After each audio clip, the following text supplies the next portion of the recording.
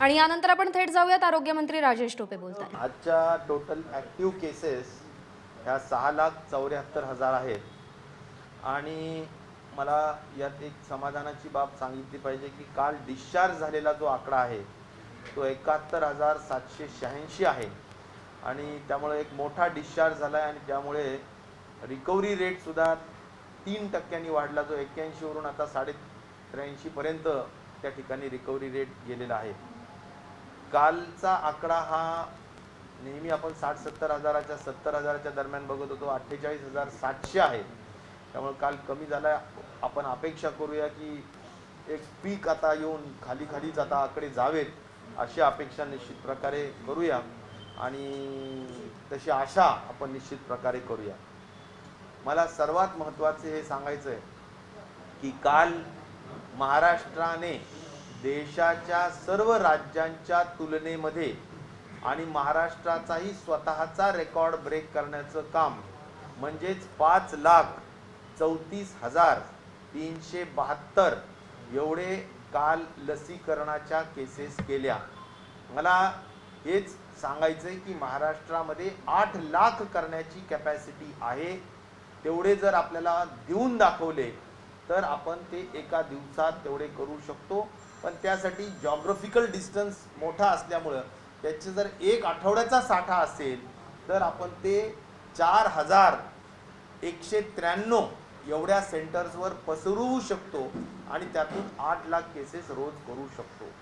परंतु जे काही असेल काल आपण उच्चांक केलेला आहे 5,34,372चा आणि मला सांगायला आनंद आहे की महाराष्ट्राने आज 1,50,00,000 म्हणजे 1.5 कोटी लोकांना लसीकरण केलेलं आहे। त्यामुळे हा सुद्धा देशामध्ये आपलं वॅक्सिनेशनमध्ये आपलं नंबर 1 ला राज्य आहे आणि 1.5 कोटीचा आकडा आज क्रॉस होतोय।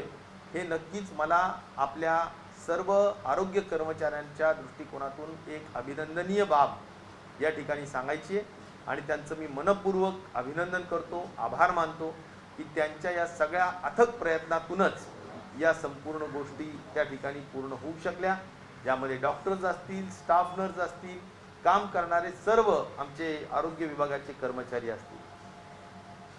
यामध्ये वॅक्सिनेशनमध्ये सुद्धा सांगायचा मुद्दा हा आहे की आपण 2% पेक्षा कमी वेस्टेज असणारं राज्य देशामध्ये महाराष्ट्रचं आहे आणि त्यामुळे सुद्धा ती सुद्धा एक अत्यंत जमेची बाजू आहे। आम्ही आज आत्ताच डॉक्टर शिंगणे असतील, मी असेल आणि आमच्या FDA आणि हेल्थ डिपार्टमेंटच्या सर्व अधिकाऱ्यांची बैठक आम्ही दररोज घेतो 10 ते 12 पर्यंत आणि त्यामध्ये ज्या काही महत्त्वाच्या गोष्टी आम्ही ठरवण्यात आलेल्या आहेत, दररोज ज्या महत्त्वाच्या 2 बाबी आहेत ज्या लोकांना ज्यांचं लक्ष आहे की ऑक्सिजन आणि रेमडेसिवीर याचं लोकांना प्रमाण कळायला हवं की त्यांना त्यांच्या जिल्ह्यामध्ये किती मिळालेले आहेत।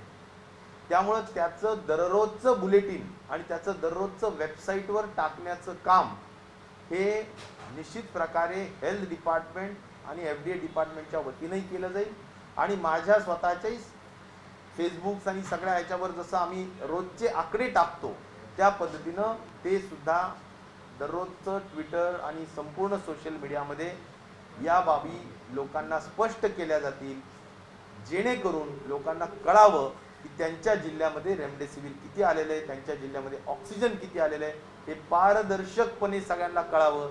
या दृष्टिकोनातून दररोजचं इन आणि आउट काय जे असेल ते कळवण्याचं काम आम्ही निश्चित प्रकारे करणार आहोत आणि आज संध्याकाळपासून त्याची सुरुवात होणार आहे। साधारणपणे या संपूर्ण यंत्रणेसाठी 15 IAS ऑफिसर्स आपण दिलेले आहेत। 15 सिनियर IAS ऑफिसर्स या कामामध्ये ते लक्ष देत आहेत, हेही मला या निमित्ताने आपल्या सर्वांना सांगितलं पाहिजे। ऑक्सिजन या बाबतीत मला एवढंच सांगायचं आहे की ऑक्सिजनच्या संदर्भात एकच महत्त्वाची स्ट्रॅटेजी आता महाराष्ट्र शासनाने ठरवलेली, आरोग्य विभागाने ठरवली आणि ती स्ट्रॅटेजी म्हणजे आता जो ऑक्सिजन आज यूज होतोय साधारण 1615 म्हणजे 1,615 मेट्रिक टन्स आज ऑक्सिजन आपण दररोज वापरत आहोत. मला असं वाटतं की यामध्ये आमचा जो अभ्यास आहे, ज्यामध्ये साधारणपणे जे ऑक्सिजनवरचे पेशंट आहेत त्यांना 7 LPM ने ऑक्सिजन आपण पकडतो, 7 लिटर्स पर मिनिट. आणि जे साधारणपणे वरच्या नॉन इन्व्हेजिव्हवर आहेत त्यांना आपण एक थंब रूल प्रमाणे 15 ने पकडतो. तर या पद्धतीनं आपण जर पेशंट्सला जो केंद्र शासनाने दिलेला जो एक बेस आधार आहे त्यावर पकडल्यानंतर नक्कीच आपल्याला ऑक्सिजन एवढं जास्तही लागायला नको. आणि म्हणून सर्वच अधिकाऱ्यांचं मत इतकं स्पष्ट आहे की ऑक्सिजनचा अत्यंत काटकसरीनं वापर होणं गरजेचं आहे. आणि त्यासाठी एक स्वतंत्र स्टँडर्ड ऑपरेटिंग प्रोसिजर्स किंवा प्रॅक्टिसेस हे आपण आज वितरित करण्यात आलेले आहेत. आणि त्या प्रॅक्टिसेस या गव्हर्नमेंट हॉस्पिटलसाठी, या प्रायव्हेट हॉस्पिटलसाठी SOPs त्यांच्यापर्यंत पोहोचवण्याचं काम आम्ही करू. आणि त्याच पद्धतीनं खऱ्या अर्थाने ऑक्सिजनचा वापर करण्याची आवश्यकता आहे.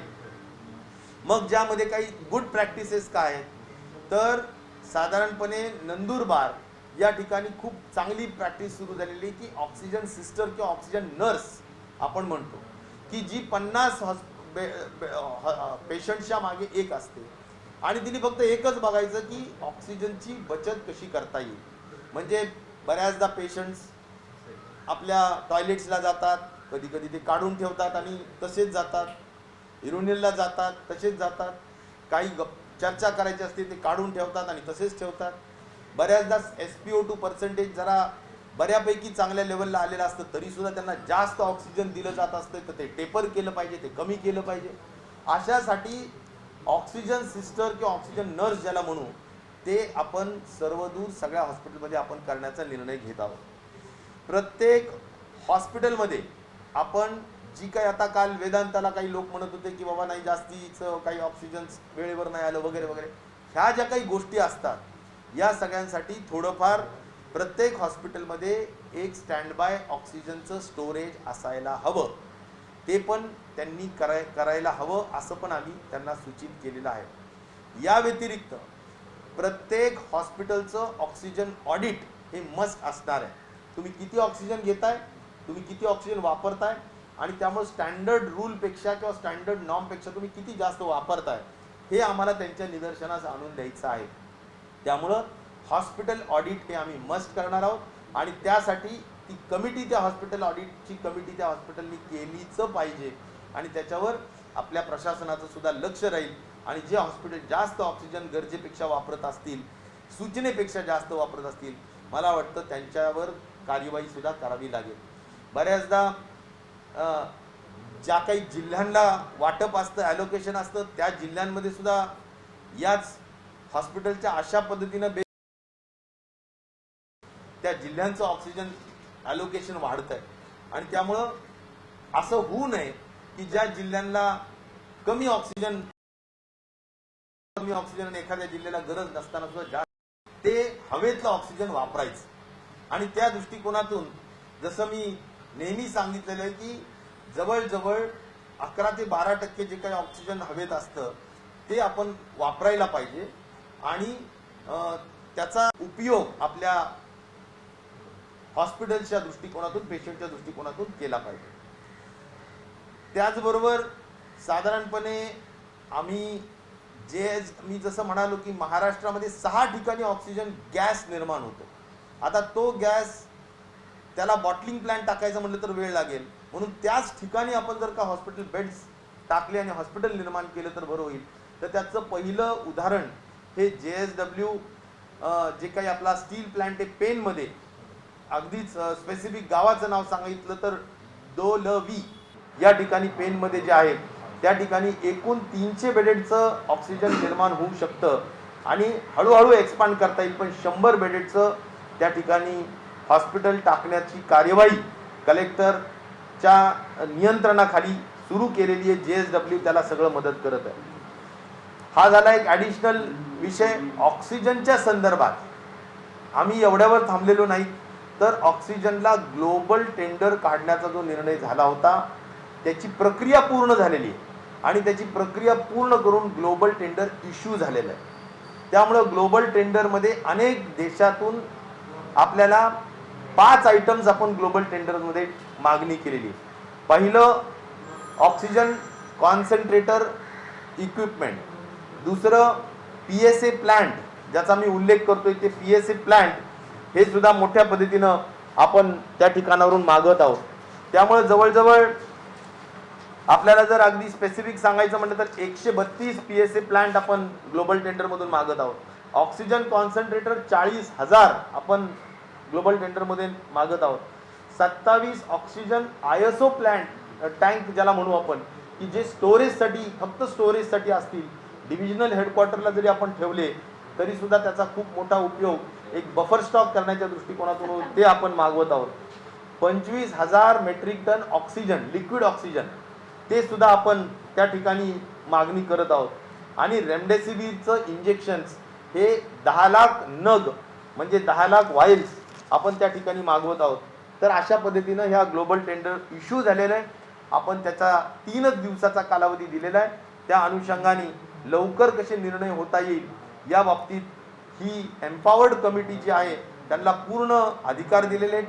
टेंडर्समधल्या काही अटी शर्ती रिलॅक्सेशन करून आपण लवकर निर्णय हे घ्यावेत अशा स्वरूपाचा हा सगळ्यात महत्त्वाचा विषय आहे.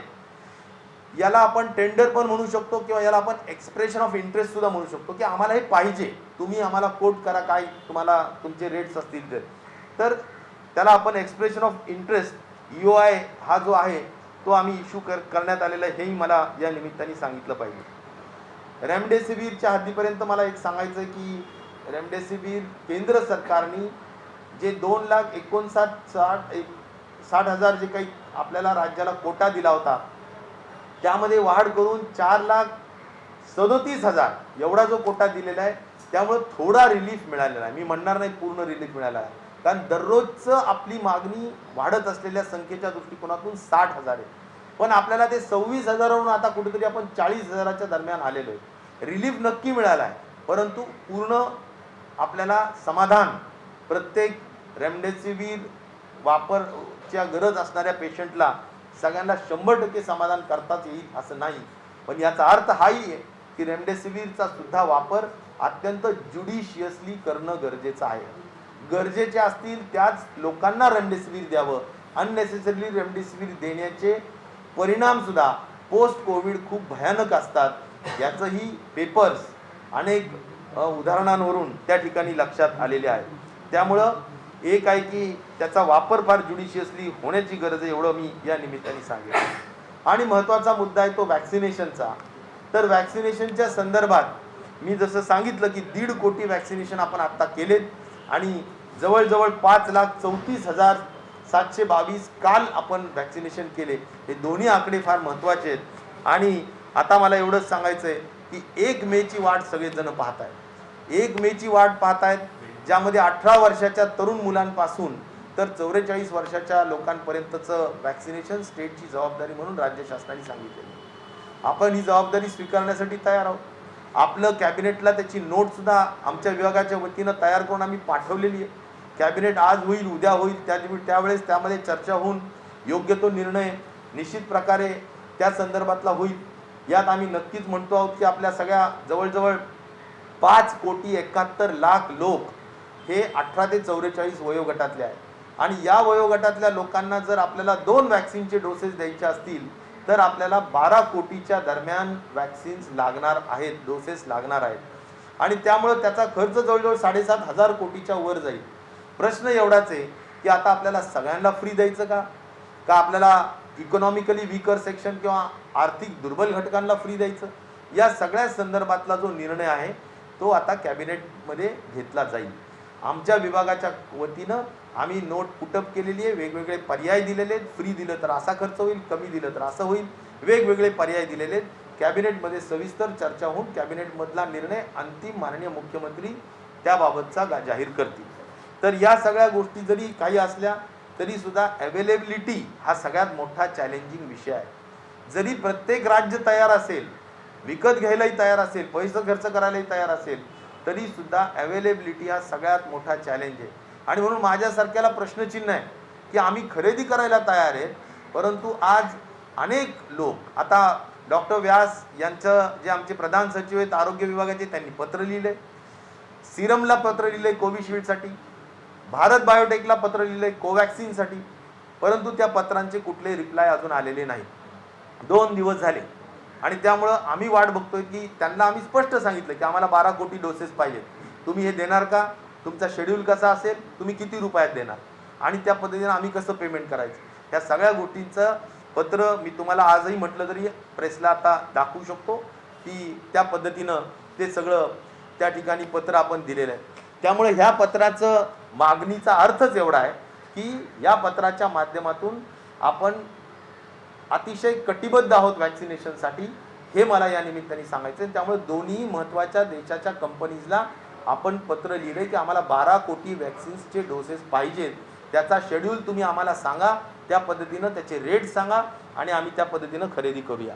पण हे करत असताना गव्हर्नमेंट ऑफ इंडियाकडून ही अपेक्षा सुद्धा रास्त आहे की ज्या काही 400, 600 असे किंवा 800 रुपये, म्हणजे कोवॅक्सिननी जवळजवळ 800 रुपये कोट केलेले आहेत. त्यामुळे मला वाटतं की त्याच्यामध्ये आता आपल्याला रेट जे आहेत ते गव्हर्नमेंट ऑफ इंडियाने इंटरव्हीन करून जरा स्टेटच्या एक्सचेकरला म्हणजे खर्च करण्याला थोडा जर मदत झाली, कमी झाला तर त्यासाठी जरूर मदत करावी अशी अपेक्षा तर निश्चित प्रकारे डे 1 पासून आम्ही करतो आहोत आणि त्यामुळे ती एक आशा आपण जरूर ठेवूया आणि त्या दृष्टिकोनातून वॅक्सिनेशनच्या प्राईस फिक्सिंगच्या संदर्भाने काही विषय व्हावा.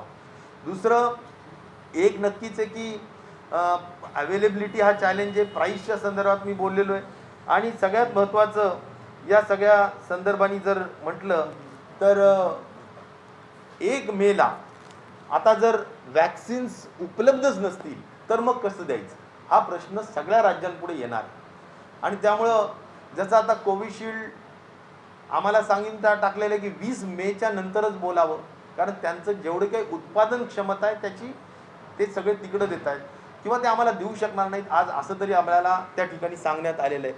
आणि त्यामुळं मला वाटतं या सगळ्या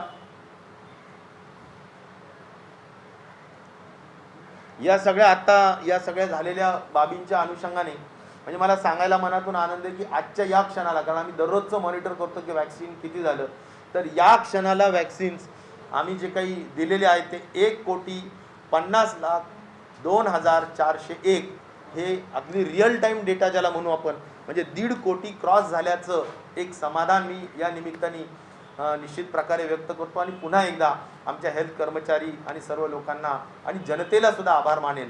मला एवढंच सांगायचं की वॅक्सिनेशन हा आपल्याला सध्याच्या वाढत असलेल्या संख्येच्या संदर्भाने सगळ्यात रामबाण उपाय आहे. जे देश आज कोरोनापासून मुक्त झालेत किंवा आता कोरोनापासून भयमुक्त झालेत मी म्हणेल, मग इस्रायल असेल, UK असेल, ज्यामध्ये आता तुम्हाला हार्डली डेथ रेट आहेत, हार्डली काही आहेत आणि पॉझिटिव्ह पण नाही आहेत, त्याचं कारण एकच आहे की त्यांनी मोठ्या पद्धतीनं वॅक्सिनेशन कंप्लीट केलं. आज US मध्ये सुद्धा 60% वर लोकांना वॅक्सिनेशन केलं आहे, त्याचबरोबर UK मध्ये झालं आहे, इस्रायलने 100% केलं आहे आणि म्हणून या सगळ्यांचा आपण नक्कीच केस स्टडीज जर बघितलं तर आपणही वॅक्सिनेशनवर भर देणं काळाची गरज आहे. त्या अनुषंगाने आम्ही करतोय. इम्पोर्ट करण्याच्या संदर्भात सुद्धा गव्हर्नमेंट ऑफ इंडियाकडे झालेली जी काही VC आहे त्याच्यामध्ये इम्पोर्ट करायला राज्य शासनाला अधिकार देण्यात आलेले आहेत. तर राज्यातला ऑक्सिजनचा, रेमडेसिवीरचा आणि लसीचा तुटवडा कमी करण्यासाठी राज्य सरकारच्या वतीनं काय काय प्रयत्न सुरू आहेत या सगळ्याची तपशीलवार माहिती आरोग्यमंत्री राजेश टोपे यांनी दिलेली आहे. तर केंद्रीय मंत्री नितीन गडकरी बोलत होते. नागपूरमधून संपूर्ण विदर्भाला ऑक्सिजनचा पुरवठा केला जातो. नागपूरची ऑक्सिजनची गरज भागवण्यासाठी भिलईमधून ऑक्सिजन आणण्याचा प्रयत्न सुरू असल्याचंही त्यांनी सांगितलेलं आहे.